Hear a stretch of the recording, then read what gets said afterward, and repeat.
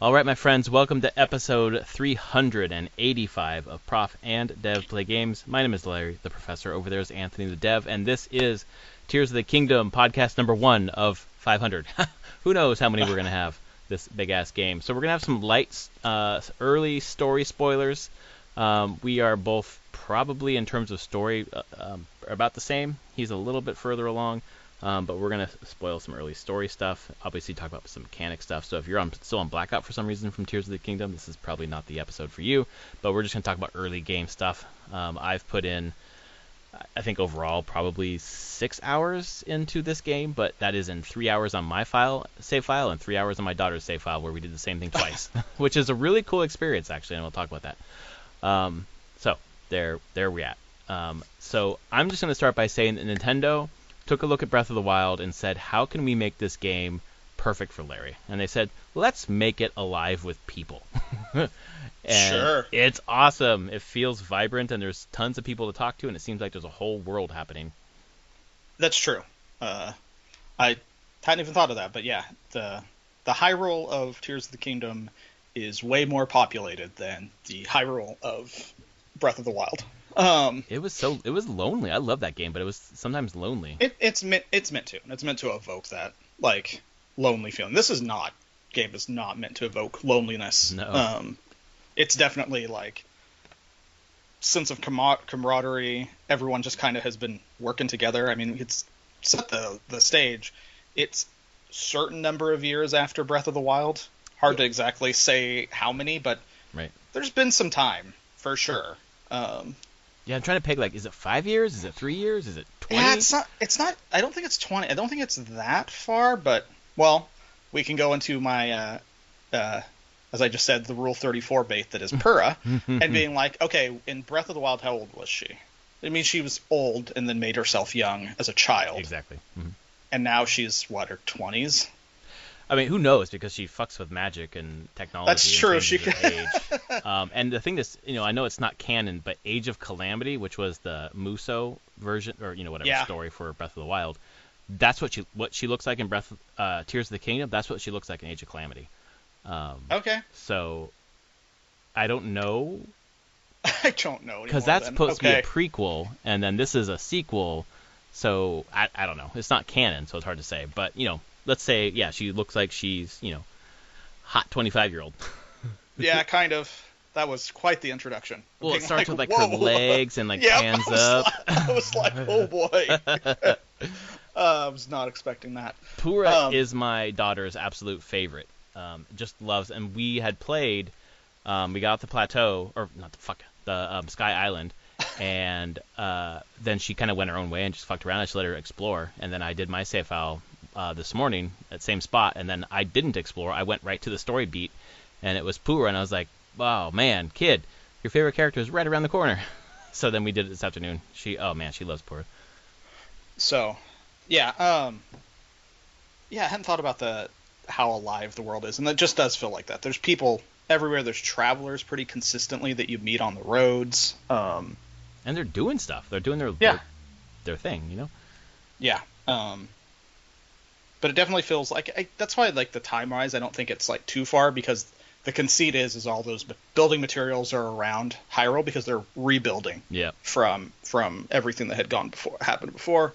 So we're still in the time of rebuilding. And clearly Link and Zelda were exploring things under the castle still and trying to figure things out. Yeah.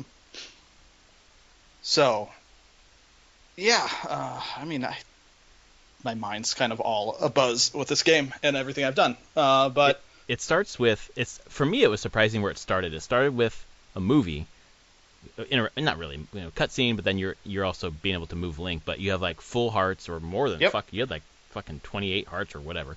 You get Metroided. Yeah, absolutely. And I thought it was a great way to do it, where they're together and they're just going deeper below Hyrule Castle, and Zelda's learning more about the Zonai. There's a little bit of an info dump about the Zonai. A little bit too much of that, but then they meet the mummy and grabs Link and just sucks all his hearts away. Oh, that was a great sequence though of having the hearts come to center of the screen and just Mhm. watching them break and Yep. go away. That was a nice touch. It was really well done. Do you think the voice of the mummy was Matt Mercer? Maybe just modulated potentially. Yeah. I think so, but I was wondering. Because my daughter says that's not Ganondorf. I'm like, okay. No, it's the Demon King. Yeah. We'll see how that goes. It's demise. Yeah. I'm so glad I played Skyward Sword, by the way, before this game. That whole imprisoning war was like, it's Skyward Sword. Great. Kind of. It's very cool. Well, it's like mythologized version of Skyward Sword. How Zelda usually does stuff. Like, it's the past story, but like totally recontextualized. Yeah, if you consider them connected at all.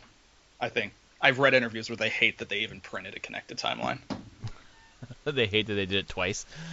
Yeah, I mean, yeah, they're not. They don't. There's the interviews back where I don't remember who it was. Miyamoto or Aonuma, but basically being like they don't have a master timeline. No, it clearly like they don't give a damn. They're just recycling a fairy tale. Yeah, basically that's what they're doing over and over. They're like, you can connect it however you want. Why did we print this thing? This is dumb. Well, I think it's at the end of Skyward Sword. Demise, as you've defeated him, he says, "It doesn't matter if you defeat me. We're gonna do this. You, me, and and Zelda are gonna do this again and again and again through time. We're gonna keep fighting." Yeah. And that's just what it is. Just it's a reiteration. That's what Zelda, the whole franchise, is. Yeah, Yep. but in terms of the storyline, it's just this will happen again. Doesn't matter which one's first or second. It's not the same people at all. Blah blah blah. So yeah, reincarnated souls, I guess. Basically. Yeah. That timeline in the Hyrule Historia just boggles my mind sometimes. We're like, well, we have young Link and we have older Link, and the timelines are now split, and I'm just like, 2 where he's defeated, one where he was defeated, 2 where he won, but in different ways. I just read that and I'm just like, I mean, more power to you trying to connect, like, retroactively, like, how could this all fit together? And then also being like, the first king of Hyrule is a Zonai, and the first queen is a Hylian. Wait, what? That never came up before. No. Yeah. So, I mean, that whole intro, that was fine. It was quick. It was a little bit info dumpy, like you said. Yeah. Just setting things up. Yep. But you did get through it pretty quick. You get your disembodied hand. Zelda falls and disappears. In the flash of light, blinks out. And then you don't fall. You get saved by that disembodied hand, and then appear. Screen goes black, and then appear up in the sky. Or you don't know you're in the sky in context. You're just awakened in a cave, very similar to Breath of the Wild's opening. Actually, that's one thing. The game, very structurally, I'm like, yep, this is Breath of the Wild. Oh, it's so many echoes. Like, I love how it's like a bit of a twist. Like, there are still shrines, but during the upheaval, they came out of the ground, and they're slightly different, but they're really the same. Yeah, there's a lot of really the same thing. We'll get to it. The Dragon's Tears are just the memories that you had before. I think done better than the memories were, because it's easier to know where you're searching. Now, they've done a good job of contextualizing onto the ground, being like, hey, the Dragon's Tear is around this giant petroglyph in the ground. Find it. Exactly. Like, instead of trying to match up a picture to some random location in Hyrule. Oh my god, totally. That was so annoying. And then the DLC was worse for that. But when I was up there with Impa and the hot air balloon looking at the first one of the geoglyphs or whatever, and I was like, look for the tear. I was like, fuck, because I went and like looked for all the tear drawings, and I just stumbled across some water. I was like, oh. That's the tier. And I love the thing I like about the memory, besides the fact, it's contained, it's easy to find. I felt like it was like a cogent story within that first tier that I found. Like, oh yeah, she went back in time. There she's with the first Hylian queen and first Hylian king, who's Zonai. All right, she's back in time.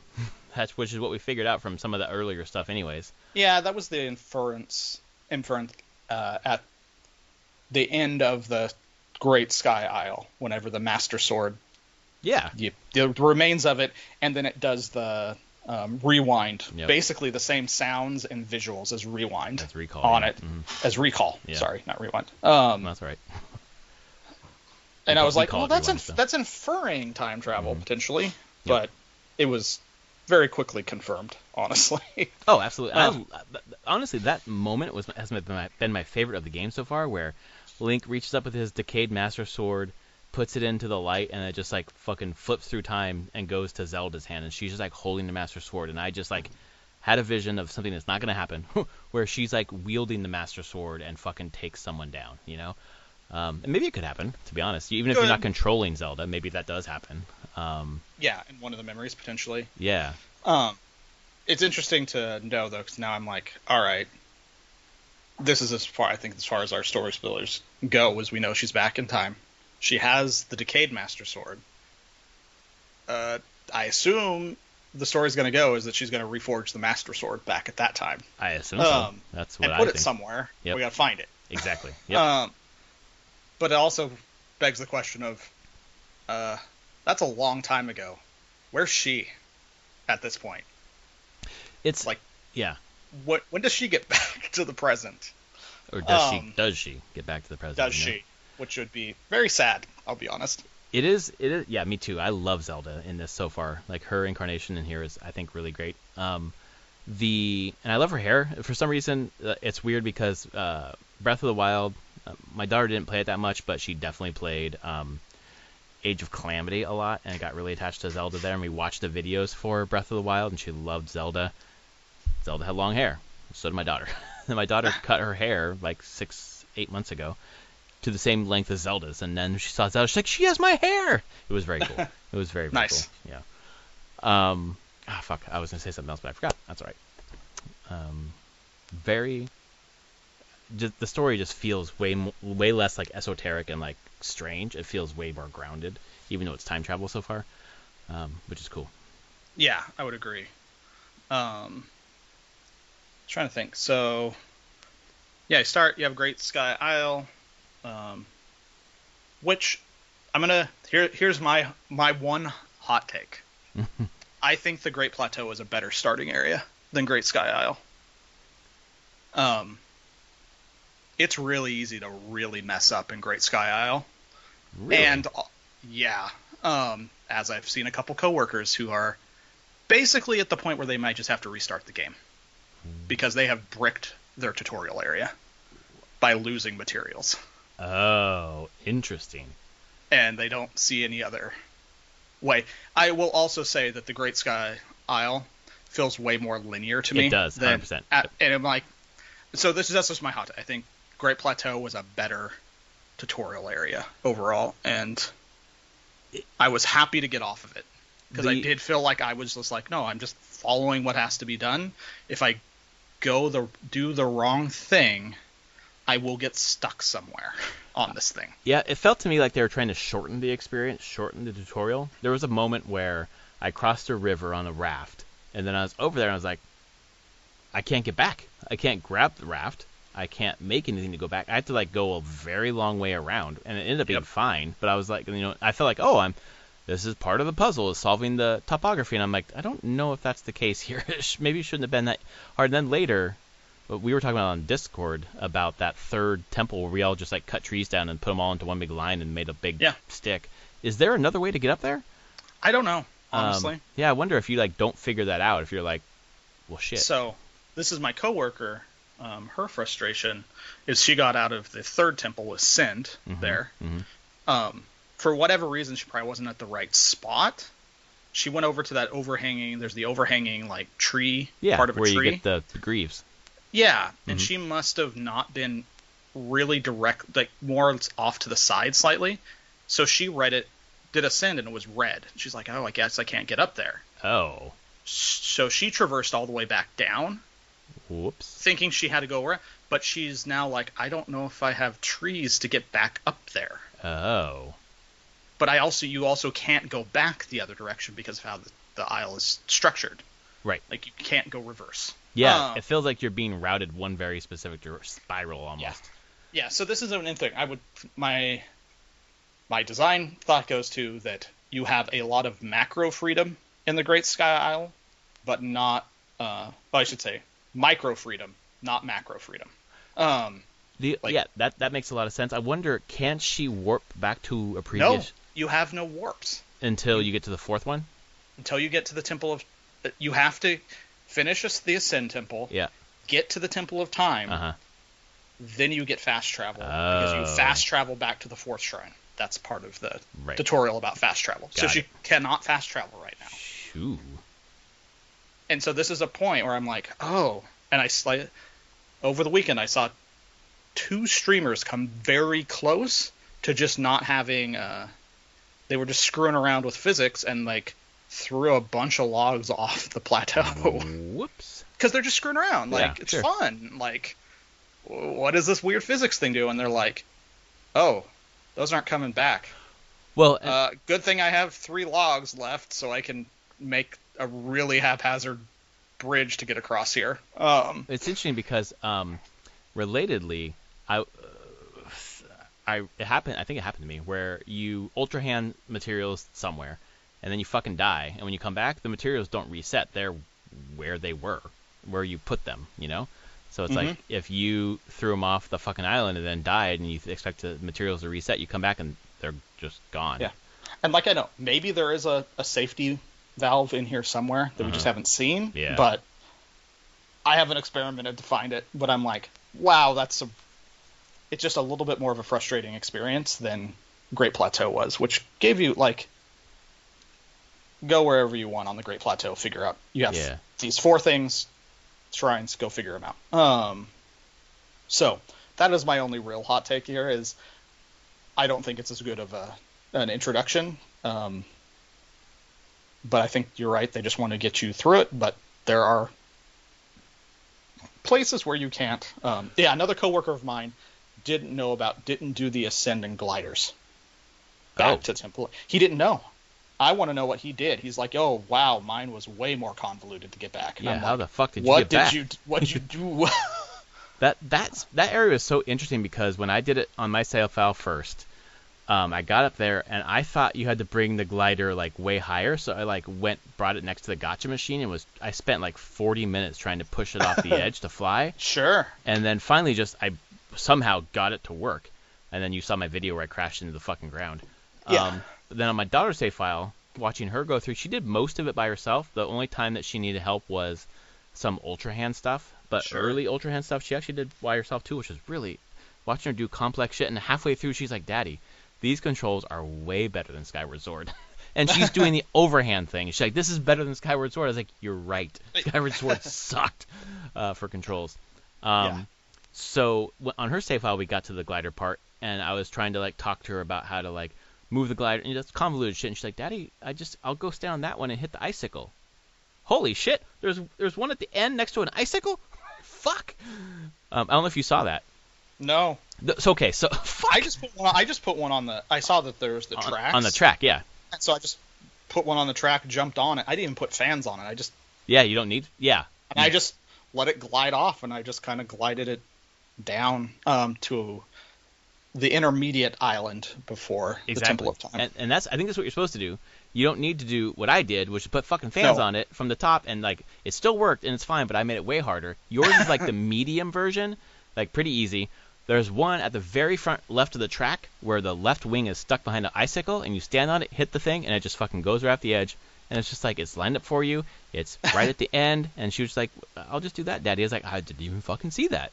So it was really cool to have her go through it because it was a bit more streamlined in terms of some of that. She saw things that were easier, but the part where you go the raft across the river thing, same thing. She got stuck. She's like, I don't know, where do I go? I was like, I know one way to go all the way up, walk across, climb down at the right spot, and hope you land in the right spot.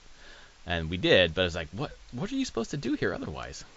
So yeah, I don't know. Maybe I was supposed to cut trees down and make a bridge back across. I don't know. Hard to say. Yeah. But yeah, that was probably my one real hot take on the game. I think that's totally true. Totally true. I will, and your daughter's sake, Ultra Hand is real fiddly. I'll give it that. Well, yeah. I think they could have done a couple other things with controls potentially, because you want the level of control that they're giving you. For sure. But you need that. But I wish there was some other, you have to hold the right bumper, yeah. bumper to do the rotation. I'm like, is there another button we could hold that would like do like smart snapping, basically? Yeah. Like where I'm just like, you know what? I don't need this level of fidelity. Like, you can infer if I'm putting a fan near the back of a thing, there's a good place to just snap it on. Yes, exactly. Just do that. Let's or move like along. a 45-degree rotation, like just snap, snap, snap, snap.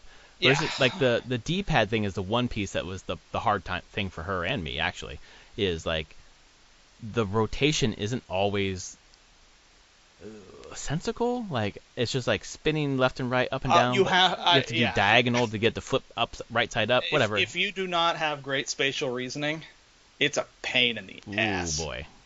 And I don't. Because you have to be able to think. Like, it's taken me a while, but generally now I can do it where it's like, all right, I want to get. How do I actually? What's the rotation I want? Okay, how do I get that through this? And again, I can't really explain it. It's just like, man, you have to like see the matrix basically. Yeah, you have to see it in your mind. And again, it reminds me of Skyward Sword, where for every boss key, you have this, I don't know, like this blown out Rubik's Cube that you spin through 3D space, and at one point it lines up with the image in the keyhole, and then it fits in. And it's just like, at the beginning you're like, I have no idea what the fuck this is. And by the end you're like, oh, that's easy. Beep, beep, beep, beep. And you flip it around. So it'll take me some time. Yeah. There's just I'm so glad we played Skyward Sword before this, because there's so much DNA from Skyward Sword in these two games. And then to hear the interview where Aonuma was talking about the director, who was like, oh yeah, he made Skyward Sword, and he had this vision for jumping from the skies to the ground, and we just couldn't do it on the Wii, but now we can, so we're doing it. Like, it's amazing. Nice. Yeah, it's a really cool sequence to go from that game to this game. So yeah, finished that, got down. I think everyone, even in our Discord and stuff, you get down. They drop you right in Hyrule Fields area, and you're kind of off to the races at that point. Mm-hmm. I think on our saves, you and I probably, I just went for the story for a little bit because I wanted my paraglider. Yeah, me too. I wanted the paraglider. And so I'm just like, oh, I'm gonna do the story as long as it takes to get the paraglider, and it wasn't that long. No. And so I got that, and then. Did you talk? Sorry. Go ahead. I think it was right before you got the paraglider, or right when you came back to talk to Pura. Did you meet Penn the bird? Who talks about the Gazette over at Hebra? Yeah. And then says soar. What did he say? Soar long. Soar long. Oh man. Oh, okay. I thought it was funny. Sorry. Yeah, I talked to most of the people there. You get the little underground bunker. Yeah, the emergency little base. shelter. Yeah, the emergency shelter. Sold a bunch of gems so I could buy the armor. Yeah. Then went up, did the whole Sky Tower. Went back up the Sky Tower once I was done and launched myself towards Impa. Yeah. Have you been back to a Sky Island yet? Yeah, I've been doing a fair amount of them now. Oh, okay. I have not gotten back up there yet. Basically because it's the way I've been playing now is I hit the Impa, I did the first Dragon's Tear there. That's stable. And then it was like, okay, how do I want to play this game? Because there's so much to consume here. Yep. I'm going to get every Sky Tower first. I'm going to fill out my map. And so that's what I've been doing. And of course doing shrines and simple stuff along the way that I see, but not trying to be like super focused on it. So I think I'm well over halfway. Maybe 3/4 of the way. I think I might only have 4 more Sky Towers to do. Oh, wow. Like, I've just been beelining to them. But Sky Towers, when you launch out of them, and a lot of other places, there's Sky Islands that you can reach from the launch. Okay, so I usually land on them, see what's going on, if I'll do anything there, or just jump off and continue where I'm going. I was expecting one to be above the lookout area tower, but no. Nope, nothing around there. Yeah. I was like, maybe I'm just not gliding far enough or something about it. No, there's nothing. No, nothing up there. Yeah. I even found a rock that recalled, and I got way up in the sky, and I was not near anything. So. Yeah. Still really fun to do those though, because then you can jump off and glide into the distance. It's been useful. I can't believe how fucking high you get.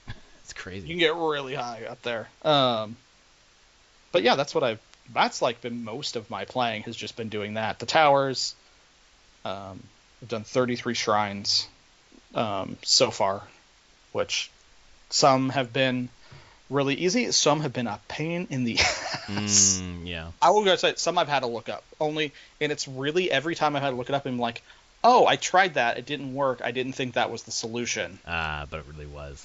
It really was. Yeah. I just got completely. I played myself basically. I was like, oh, okay.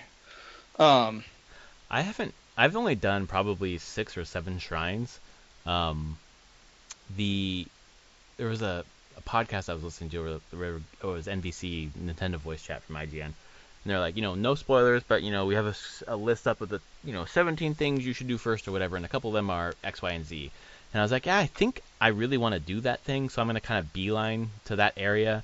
But then I'm like, I'm beelining to that area. I want to like organically get there, so I've started to slow down and do other things. So, like, I'm going through a ton of caves, getting those fucking bubble gum charms or whatever that you have to bring over to Eldon later in the game. Oh, or the Booble charm? That's it. Thank you. Yeah. Okay, I have no clue. I have no clue what I'm supposed to do with those. I just have them. Oh, sorry. I ran into a guy at a cave who was like, "Did someone tell you to?" I did do that. I just don't know what. Okay, I have heard that. I just haven't found the person I'm supposed to give them to. Oh no, he just says that there are a couple in Eldon. That's right. all I know. Like, Eldon's a pretty big place. Sure. Now I'm thinking, whoa, Elden Ring, Elden. Wow. Yeah. Interesting. I hadn't thought of that before. I have not been. I'm like, this game's amazing. I cannot stop thinking about it. So much exploration, so much stuff. Haven't felt this way since Elden Ring. Hadn't felt that way since Breath of the Wild before Elden Ring. It's just like, wow, this is a genre of game that is just super engrossing. Yeah. And they let you do a lot of stupid shit in this one. I have not yet gotten a cart to move because I don't have a steering wheel, but I guess I need a horse. Maybe I get a horse. I have found some steering wheels finally. Oh, okay. Like, but not in a way that's been incredibly useful. Just in like kind of like where they are. I'm like, oh, I can't really build from here, but I assume I'm gonna find the big gotcha machine that will give me steering wheel bubbles. Yeah. I'm waiting for that at some point. But I've got a number of different ones. Actually, that's what the Sky Isles. That's usually you'll find the gotcha machines up there. Yeah, but thinking about, and I don't know, I haven't tried it yet. I assume you can do it. Like, can you warp back to one of the shrines on the first island? Mm-hmm. Okay, because I could just. I did it to take screenshots for my coworker who was having problems, being like, okay, so out of the third temple, you're going to be framed. You're looking at this, so I took a picture there, and I like used the Switch version to annotate ascend underneath where you're supposed to, and then where gliders are. Right. So yeah, you can teleport all around. Free travel as you see fit. That's my daughter's favorite ability. She's like, I love going through ceilings. You get to swim through the ceiling, mommy. You do. Did you hear why they put that in there? Yeah, it was just a cheat. It was a cheat. That was a fucking amazing article or interview or whatever. Aonuma was like, I love cheating in games. Like, you should cheat if you can. Like, we just made a game where you could cheat. Yeah. I love that. Yeah. He's just the whole like, game break is the fucking game. Cheating. Yeah, it is. It wants you to break it. Break it. Go. Yeah. The thing is it wants you to break it, and it just kind of says thumbs up every time you do it. It's not like, oh no, you did anything wrong. It's like, no, that works. Cool. Keep going. Well, absolutely. And the couple of the, again, some of the conversation around the durability of weapons, but also the rain. There's been several times where I wanted to climb up to a shrine or whatever, and it's just the fucking rain. I can't climb up it. And I'm just like, okay, I'll do something else. And same thing with weapon durability. Breaks, okay, I'll use something else. And it's just like, there's so much to do that the momentary frustration is totally gone when you're just like, the new shiny, like, great, I'll just do that thing. As opposed to like, if you play this game where you're really focused on one thing and you want to do that thing no matter what, like, the systems are such that sometimes you can't do that thing for a little bit. Yeah. Or you can't use that weapon for as long as you want. Yeah, and definitely the weapon thing. Like, the thing is with it, I have never felt in a, like, lacking for weapons in this game. Oh, God, no. Like, I have far more available to me constantly Yep. than I will ever use. So I'm like, I don't care if they break. Yep. I got another like 6 laying right here that I'll just pick one up and fuse it with a rock. Let's go. Yeah. Or now that yeah. I've realized, I'm like, oh, fuse it with some of those monster parts I found. I've made some pretty badass weapons. Oh, there's one that was like, I fused a sword with a, was it like a bokoblin, like jagged fucking thing? I was like, this thing kicks ass. Yeah, and you're like, I'll remember that. I'm gonna make one more of those. And yeah, like, so that's the thing. And I'm like, I've never been one that I cared about weapon durability, even in Breath of the Wild. Yeah. I especially don't care about it here. I'm like, whatever, things break, don't care, get something new. That's kind of the point. Well, yeah, and you're right. There's 2 new ways to alleviate that. 1, fuse. 2, they're everywhere. Yeah, and then, there's weapon, and that's also the thing. You can make good weapons out of pretty much it. Get a stick, put a rock on it. Yep. There you go. It's a decent little smacking thing. Yep.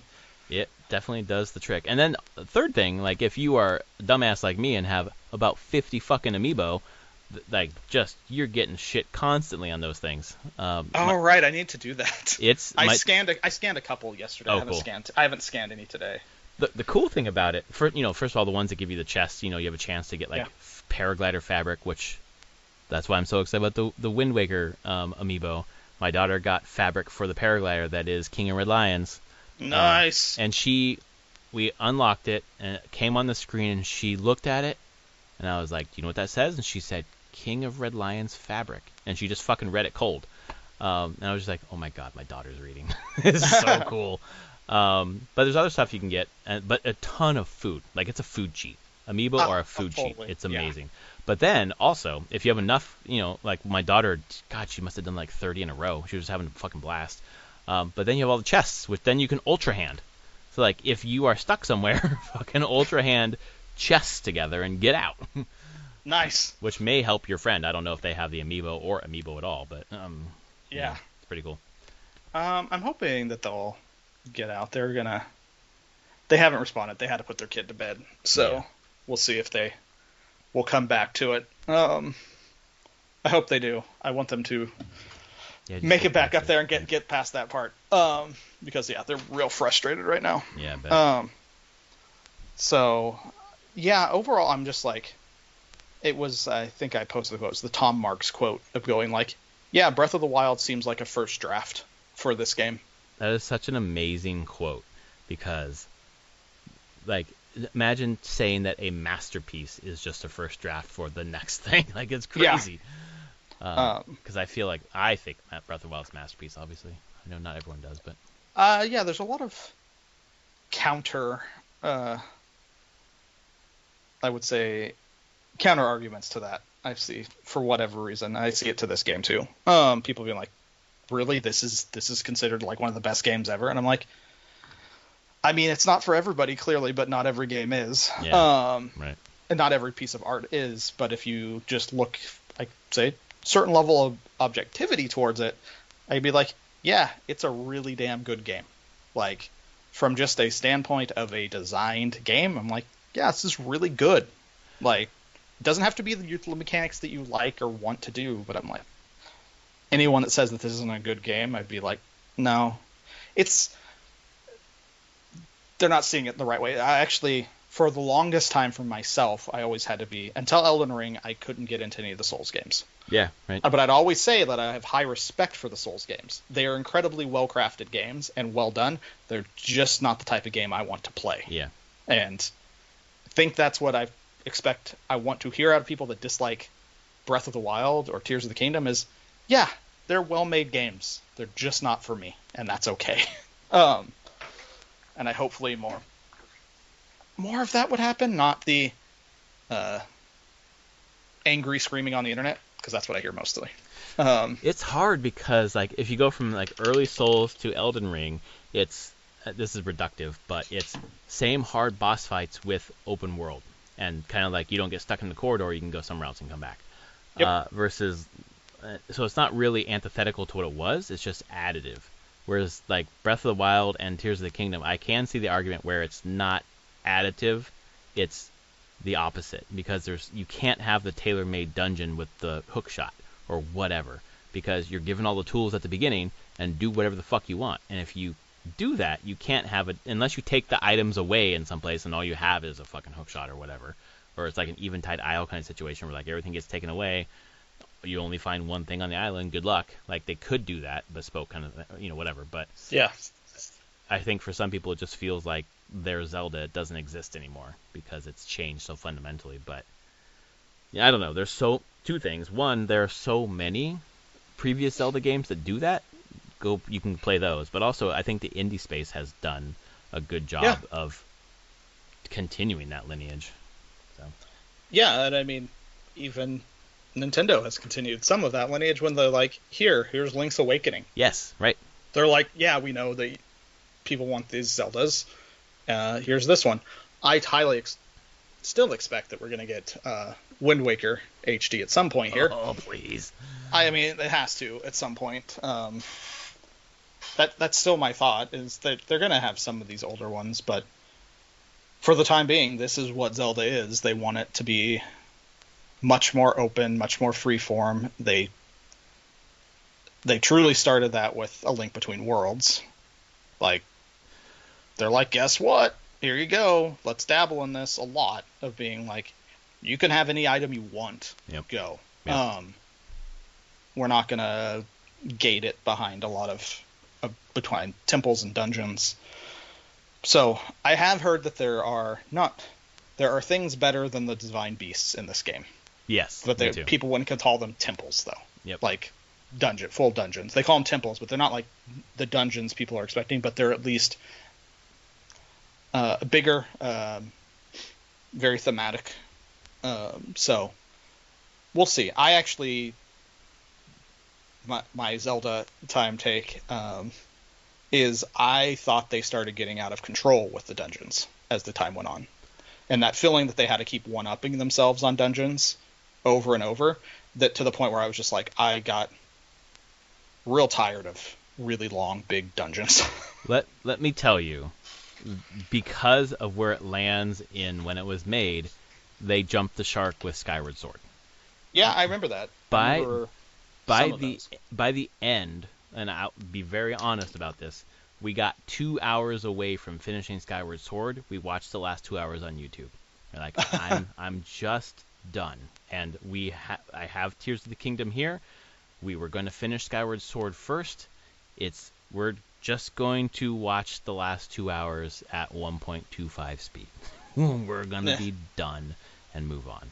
So I'm going to go back and beat it, but we got that close, and I was like, it's just, like I told you before, it's like 3 dungeons, and then 3 dungeons, and then 3 dungeons full of 3 dungeons, and it's just like, stop. Yeah. It's too much. Jump to shark here. So they had to reset in some way. Yeah. Yeah, I just think they just got that way because they're like, well, if it's a game, we gotta do better than we did before. But that just kept on piling on more and more, like you saw. Like, I was pretty tired. Like I said, I had a lot of just kind of problems with Skyward Sword back on the Wii when I was playing it, just control-wise, and I was really bored through a big chunk at the beginning, and then the first couple dungeons I was like, I just didn't connect with it nearly as well. The dungeon, I was like, yeah, that was a fine dungeon. That took way too long. Yep, absolutely. That was way too big. Doing the same thing, like, I get it. You have hardware that can do a bit more, but I would have liked to scale better. Yeah, and this is their response. They just were like, fine, we're just gonna do something different, and they are. So, and yes, in some ways, I can feel if that doesn't. That's what I'd go with, is being like, fine, this is a game. Then Zelda is now not what you want a Zelda game to be. That doesn't make these bad games. Yep. At all. Like, that's just, and it's okay. Franchises will move on, but it's happened plenty of times for me as well. Yeah, so they evolve, and I think the Switch is close to 130 million. Breath of the Wild sold about 30 million. Over the weekend, at least in the UK, I'm not sure if it's worldwide numbers, but let's be conservative and say at least in the UK, box sales of Tears of the Kingdom have already, and this came out on Friday, outsold lifetime sales of Wind Waker, Twilight Princess, and one other one I can't remember. And it's just like, damn, first of all. Second of all, if they do bring Wind Waker and Twilight Princess to Switch, which I think they will, because those are good end of life of the Switch titles because they're not pushing the hardware. Those games that people are clamoring for will be given to an audience of 130 million gamers to experience, and more people will experience it who've never experienced those games than have experienced in the past. So it's almost like a new Zelda that's like the old Zelda. So. Here it is. Biggest Zelda game launches, UK, week 1 sales, physical only. Tears of the Kingdom is number 1. Breath of the Wild is number 2, and that includes Switch and Wii U for the small number of Wii U people out there. Wind Waker is number 3 on that list. Twilight Princess, Ocarina of Time, Skyward Sword. That's the thing. Like, look at that. Skyward Sword is 6th on the list. Right. So sales are getting lower and lower as they were. Move. Yeah. Yeah. Wind Waker, and then Twilight Princess didn't do as well as Wind Waker, and Skyward Sword didn't do as well as Twilight Princess. Wow. Sales-wise, it was headed toward Metroid territory. It was, and so they took a big risk. I mean, so you can say that they want to do something different, but there's probably also a financial thing there, being like, what do we have to do to reinvigorate this series that new people will continue to come into it? Right. And it doesn't surprise me if you watch the track of Wind Waker, Twilight Princess, Skyward Sword, like, they are catering to the harder and harder core of fans. Yes. Over and over. And they're like narrowing it down on who these games were for. And I guess sales showed that. So that's great. It's already the 8th biggest Zelda game of all time. It's already ahead of Skyward Sword on Wii. That's crazy because the Wii sold so many units. The fact that Skyward Sword didn't sell that well is so not good. Yeah. I mean, Skyward Sword came out in 2011, and the the Wii went on until 2013. So it was kind of end of life of Wii. Yeah, but it was like the most. It was like huge install base. It's huge install base, and the fact that it didn't push that as many sales is shocking to me. Yep. We're getting there, but I really enjoy this game quite a bit. I can make really strange contraptions. One thing we didn't talk about, have you gone down into the depths yet? I haven't. No, I haven't seen any. I went down one thing, and I didn't even intend to. You just fell in a fucking hole? No, I don't want to spoil it. Okay. But it's not like a story thing. It's just something I discovered. I'll say it's something I discovered up in the sky aisles. And before I knew it, I was falling into the depths. Whoa, fuck. Okay. So there's a thing. It was unexpected. And then I was down there, and I was like, well, I guess I'm here. Might as well see what's going on. It is weird. Wow. Is it complete inversion of the design philosophy of the game of like. Oh shit. Like one, I think it's as big as the overworld map. I'm pretty sure. Just underground. Dude. It's huge. Oh my god. There's other mechanics going on. It's dark, pitch black. Mm-hmm. And that's why I have so many of those bright bloom. You have to light your way. Yeah. Those. So it's an inversion. Mm-hmm. Normal Hyrule map. I see something in the distance. I want to go there. Yep. Depth map. I can't see where I want to go. I need to basically put down their equivalent of torches. So seeds, right? That you throw down? Yeah, to make a path, to see what's around me and what I can find. You can see lights and distances sometimes, and you're like, what's over there? But it's completely like, well, what if you can't see where you're going, and you have to just explore based on sound and putting out little feelers. Does it have the feeling of Elden Ring elevators where you go down and you're like, holy shit, there's a whole other world down here? No, because you can't see. Oh, that's true. Yeah, okay. Like, you get down there, and it's deep, and you're like, what is this? It's just, I was exploring, and then I brought up the map, and I'm like, this looks about... I don't know if this is all interconnected, but if it is, it's the same. It's the size as the open, the main map. Someone had compared it a reviewer had compared it to Elden Ring and said, you do the elevators and you go down, and those areas are huge, but not necessarily completely connected. They may not be. I don't know. But they said that Zelda was more connected than Elden Ring. So okay, maybe they are. I don't know. But it kind of gave the impression of like you have 3 layers of the map: sky, ground, chasm, or the below or whatever. Yeah. And they're all equally as huge. Like 3. Yeah, I will say sky is, with actual like traversable terrain, sky is smallest. Yeah, okay. Mm-hmm. They're very disparate small islands around. Most of the sky is empty. It's just, hey, there's these islands around, and getting between them is work. But yep. The underground is not like it's a thing. It's got its own giant geometry going on down there, and like I don't even know. Like I probably spent maybe a half an hour exploring and was like, okay, I'm gonna bounce back out of here now. I'll come back at another point in time. Like I don't even know how to manage what I'm working on here. There was reminds me what you're saying. I haven't been down there, but it reminds me there's a part in Hollow Knight where you go down, and it was it was so long ago, but it's like it was really dark and you didn't know where you were going, and it felt deadly to traverse, and I was like, fuck this place, I'm out of here. It feels real deadly, and I'm like, I'm not ready to be down here.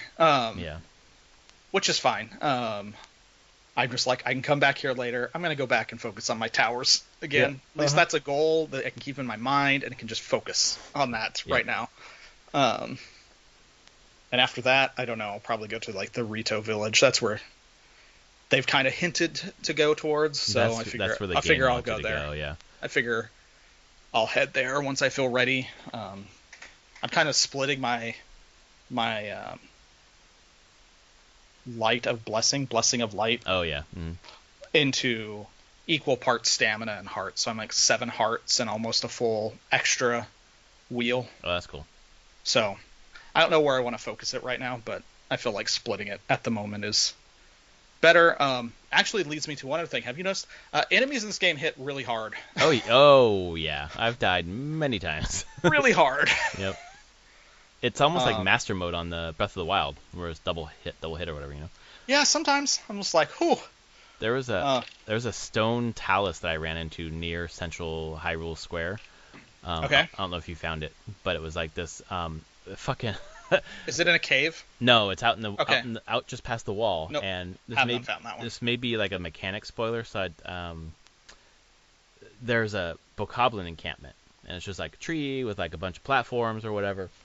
And then I, pull out my bow, throw a fucking, I think I threw a fucking, whatever the red gem is.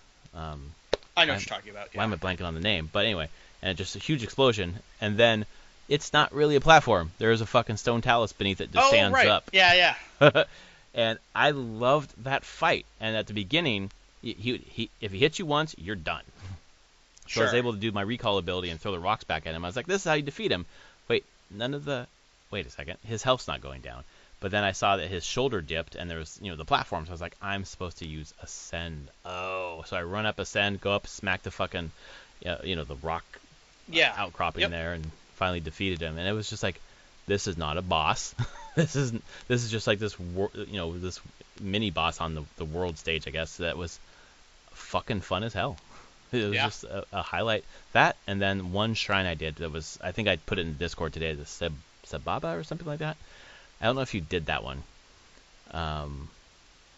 Where you have, there's on the left side there are gates, on the right side there's a ball with 2 holes.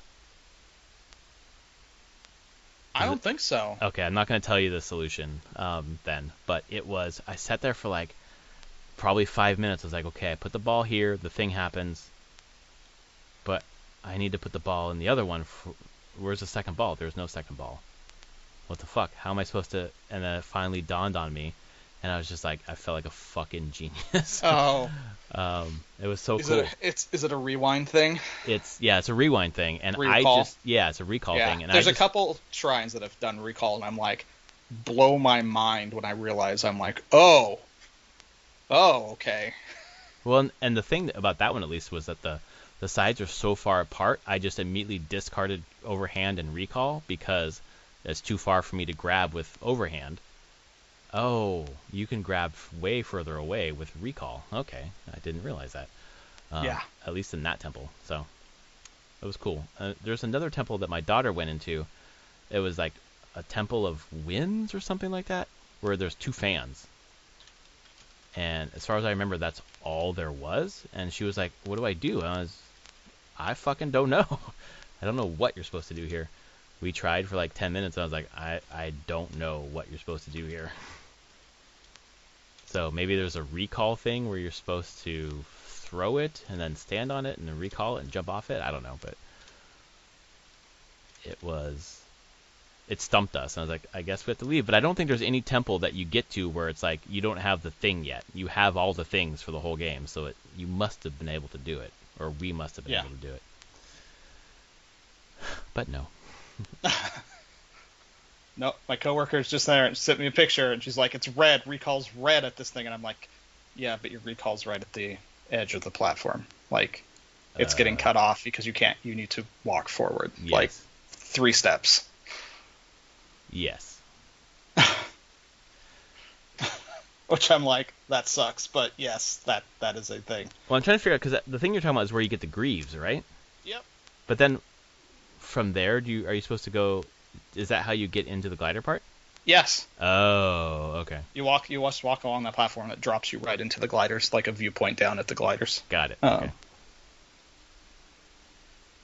Yeah, and I can see the picture. I'm like, yeah, the circle's getting just cut off right at the edge there. You need to. The ascend needs to be like right dead, like center. Yeah. Which could be a thing with that.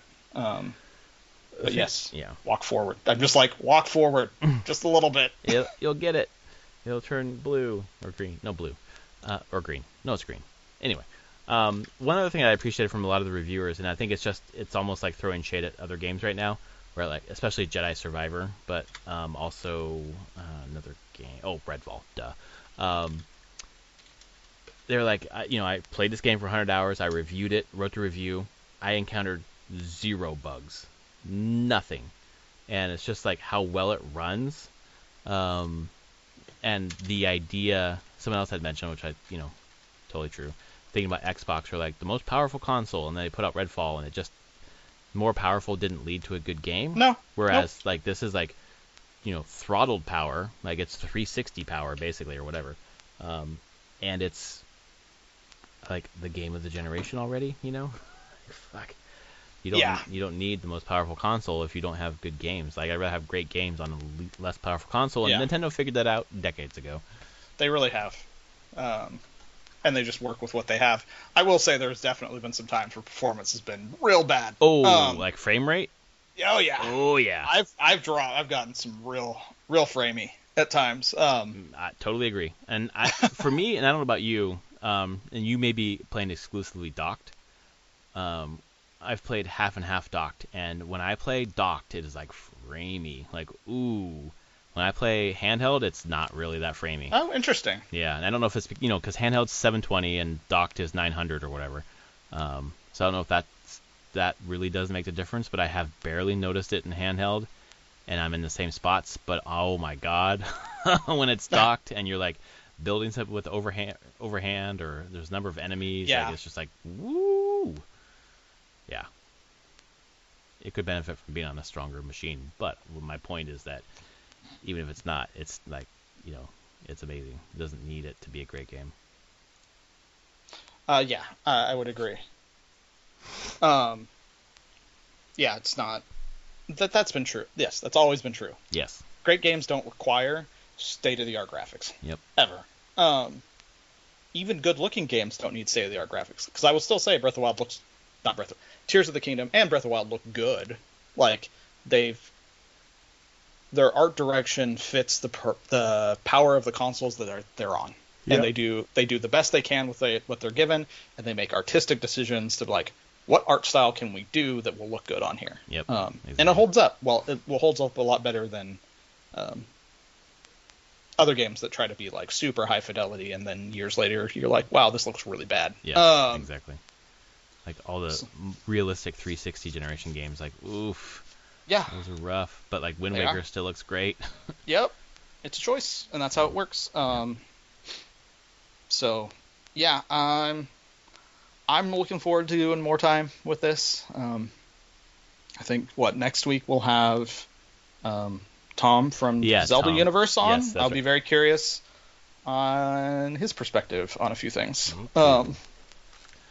He's been texting him and he's been enjoying it so far, but I'm curious to dig in on that. He just replayed between Breath of the Wild coming out and now he replayed every single Zelda game.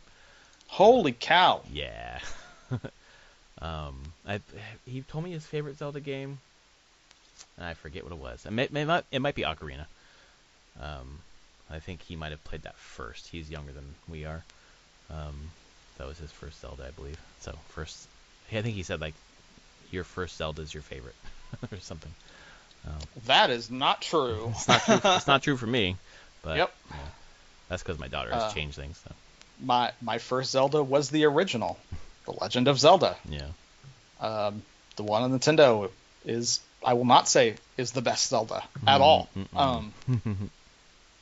And Link to the Past was for a long time, because I think that was the one that stuck with me. Yeah. But Wind Waker kind of one-upped that, and then Breath of the Wild one-upped that. Yep, so, exactly.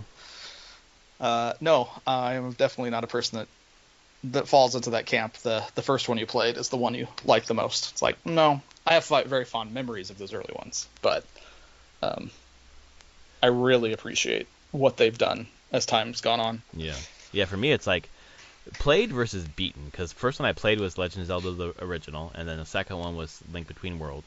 Link to the Past. But the first one I ever beat was Link Between Worlds, and then it was Wind Waker after that. Yeah. So, but my favorite's Wind Waker, but that's because of my daughter. Sure. Not just because of my daughter, but because we played it so much and just love the characters and all that shit. So. Yeah. I think Wind Waker is just really good. Like, it's just really good. Even that damn Triforce quest, it's just really good. Yeah. It's leagues better than Skyward Sword, and I really enjoyed Skyward Sword. In the end, it was just too much. But this year is so interesting because it's basically like handheld year. Like it went from Engage to Skyward Sword to this, and after, at least right now, who knows, I'll change my mind later, but like I just want to keep playing Zelda games this year. Like I'm not tired of them. They're fucking great, man. Oh, it's so true. So, yeah. No, I'm just like, okay, I need to stay invested in this for about 5 weeks. Is that all we have until Final Fantasy 16? Yep. Jesus. 5.5, basically. Wow, I think it's 5 weeks from this Thursday coming up. Wow. So, yeah, I'm like, the size of Tears of the Kingdom, I'm like, yeah, I don't even think I can touch Diablo 4. I'll be honest. Like, no, and I just don't think I can. I'm just looking at it, I'm just like, I don't think I'll be done with this game. Like, at all. No, I won't either. And I called my mom for Mother's Day today. I was like, for Mother's Day, I want to buy you Diablo 4 so we can play together like we did. We played Diablo 3 together, and we, that's how I played it with when I played the first time. And she's like, I already bought it. I was like, oh shit, because she was talking about how she played the beta last week, and she was talking about the Server Slam this week. Yep. And then she was like, yeah, I could get a mount in WoW if I bought Diablo 4. So I bought Diablo 4. I was like, that is an expensive mount, Mom. Jesus. But I will. She's not going to jump in right away, so I'll probably play that with her whenever she's ready. Just for the, might be the last time I play a mainline Diablo with my mom at launch, kind of thing. Yeah. So. Yeah. That's what we do together, and that's about all we do together. So I'll do that while it lasts. I mean, it could be worse than that. Oh no, I'm excited. Like I'm very excited about it. And she was just like, man, I did that beta and I just couldn't get past the first boss. And I was racking my brain like, who the fuck is the first boss? She was like, you're in the fields and you go into a cave and it's a guy sitting on a throne. I was like, God, fuck, I don't remember. But then she's like, yeah, I was a druid. I was like, oh, I think the druid was like really underleveled in that beta compared to the rest of them, as far as I remember. So she was like, oh fuck, I thought it was me. I was like, no, I think it was the game. I think it was the druid. You should have played as the necromancer. Yeah. And the Server Slam, I was saying that the necromancer got pretty way nerfed. Knocked over nerfed, and they emergency patched the Server Slam to help him out a little bit. Yep. Like, wow, you made him way worse. Like, Yeah. you build your skeleton army, and then you get to the boss, and the boss wipes the skeletons in one hit, and you're just you versus the huge boss. Like, Yeah. fuck. Yeah. Oh, maybe I'll wait a little bit to jump in on that when they finally launches, and they're like rebalance everything 5 times. Yeah. Yeah. So, well, But cool. Anyway, this is episode 385. Anthony and I want to get back to Tears of the Kingdom, and my co-president is playing my physical copy of Tears of the Kingdom, and she came down at 9:30 at night to get my copy the day it arrived, and she's having a ton of fun. So we're all playing Tears of the Kingdom. Yeah, that seems like my friends list is. Yep. All Tears of the Kingdom, all the time. Absolutely. So, I can't wait to talk more next week about it. Yes, absolutely. We'll see you all next week when Tom from Zelda Universe should be here. He's on the schedule, and we will see you all next week, and Anthony and I will get as far as we can. All right. Later, everyone. All right, folks. See ya.